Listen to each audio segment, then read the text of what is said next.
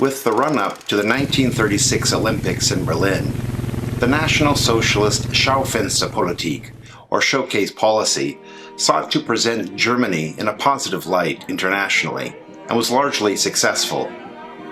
In 1937, Germany was considered culturally sophisticated, socially progressive, and at the cutting edge of technological advancement.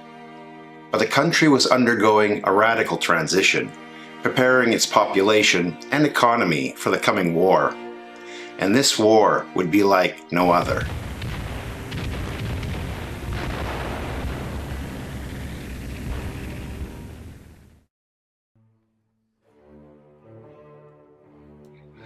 The Goldmid School was a private Jewish school in Berlin, founded in 1935, to provide a safe environment for Jewish students who were being forced out of the public school system by the National Socialist regime to continue their education and prepare for immigration.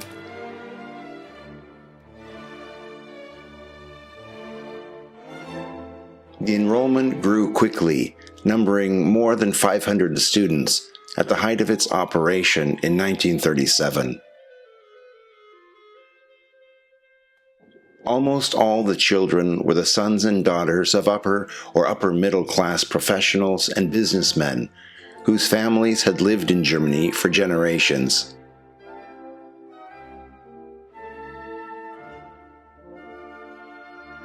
In February 1937, the school was authorized to give the English matriculation exam to its students, which allowed those who passed it to continue their studies in Cambridge, England, thereby improving their chances of immigration to England or the United States. Many students were able to flee Germany during the 4 years of the school's existence.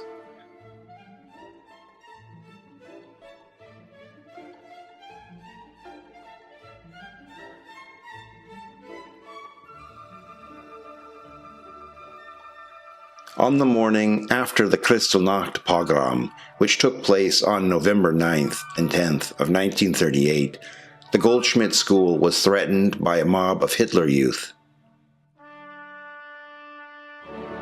Goldmid diffused the situation by transferring legal ownership of the school to one of the British teachers and ordering the Union Jack hoisted atop the building. The school reopened a few days later, but it no longer remained a tranquil retreat. The students had to endure constant heckling from members of the Hitler Youth, who took up a permanent post outside the school.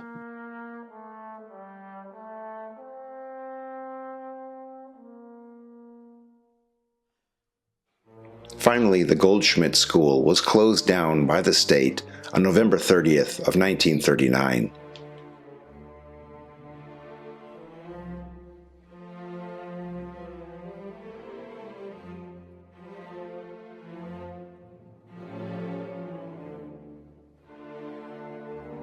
In 1937, the German population was being indoctrinated heavily. The National Socialists controlled newspapers, radio, and film, ensuring that all media promoted their ideology. Visual propaganda was widespread, depicting the regime's ideals and vilifying enemies, particularly Jews and communists. Der Stürmer was notorious for its extreme anti-Jewish rhetoric. It portrayed Jews as a corrupting influence on society and blamed them for Germany's social and economic problems.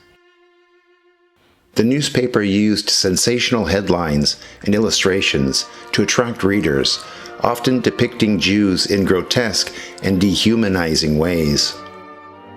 This edition claims that the Jewish conspiracy has been constant for the last 4,000 years. The title at the bottom, Die Juden sind unser Unglück, is Der Stürmer's catchphrase and can be found in all editions. It mirrors the National Socialist claim of being ever the victim. Another recurring theme in Der Stürmer was characterizing wealthy Jews as greedy capitalists who exploited the working class. This portrayal suggested that Jewish wealth was acquired through manipulation and deceit, rather than hard work. This article is titled, "How the Jews Enriched Themselves at the Expense of the German People." The Lichtenstein Umbrella Factory. The article on this page starts out with the usual National Socialist backstory, which goes something like this. Over the centuries, Jews migrated en masse to Germany and infiltrated all aspects of society. There they swindled wealthy Germans to gain capital, to found their businesses. When war came in 1914, while millions of good Germans went off to the front to defend the fatherland, the Jewish business owners manipulated the system to get classified as indispensable for the war effort. Staying home and producing for the army, they became rich as good Germans died in the trenches. After the war, the Jewish industrialists switched over to producing poor-quality goods which they sold to the German population at ridiculously high prices, making them richer and all along protecting their own. When inflation hit, while German businesses went bankrupt, the Jews took advantage and were able to buy them up, along with their houses, with the worthless paper money. Switching from the National Socialist worldview to a personalized example, the article focuses on the Jewish-owned Lichtenstein umbrella company. It portrays a long laundry list of terrible things that the young Jewish business owner is supposedly guilty of, including firing any employee that dares to disagree with him, being overly kind to young German women for dubious reasons, slave driving the cleaning lady, Jewish employees receiving better salaries, refusing to pay overtime, shortened breaks, filthy workspaces and unsanitary bathrooms, etc., etc., etc. The exception, of course, are young, non-Jewish women that he takes advantage of. This 1937 pamphlet came with the newspaper and was meant to be passed on by their readers, or what the paper called their Stürmers.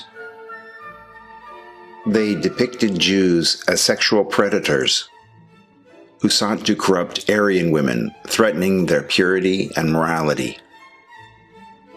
There's no doubt that they supported radical solutions for what they considered the biggest problem. The Jewish business owner Lichtenstein is shown here in the photograph on the right, playing croquet in the garden of his weekend house.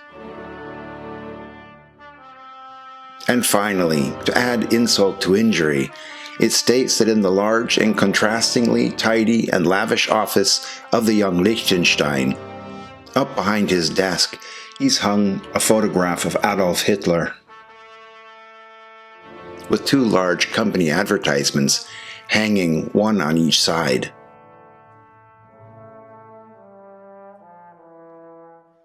By using cartoons, Der Stürmer effectively communicated complex propaganda messages visually, reaching a broader audience.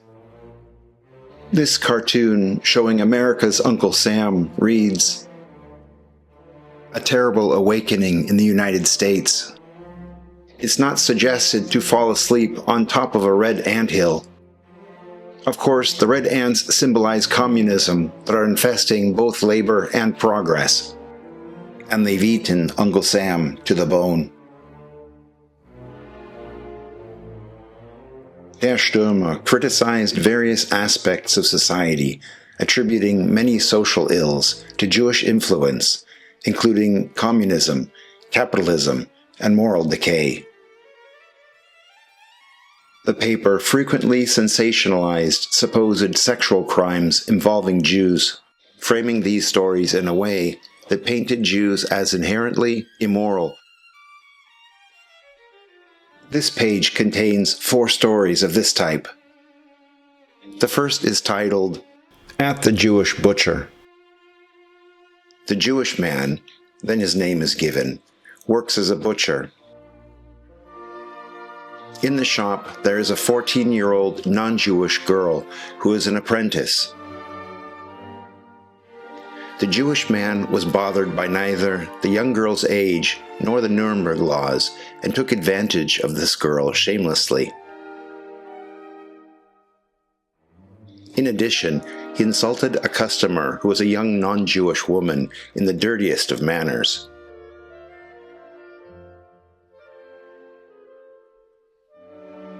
On March 10th of 1937, the Jew was brought before the Nuremberg court and, with witnesses, was sentenced to 9 months in prison. Julius Streicher was the founder and publisher of Der Stürmer. The publishing firm was financially very successful and made Streicher a multimillionaire. In addition, he was a member of the National Socialist Party. He served as the Gauleiter, or regional leader of Franconia, and a member of the Reichstag.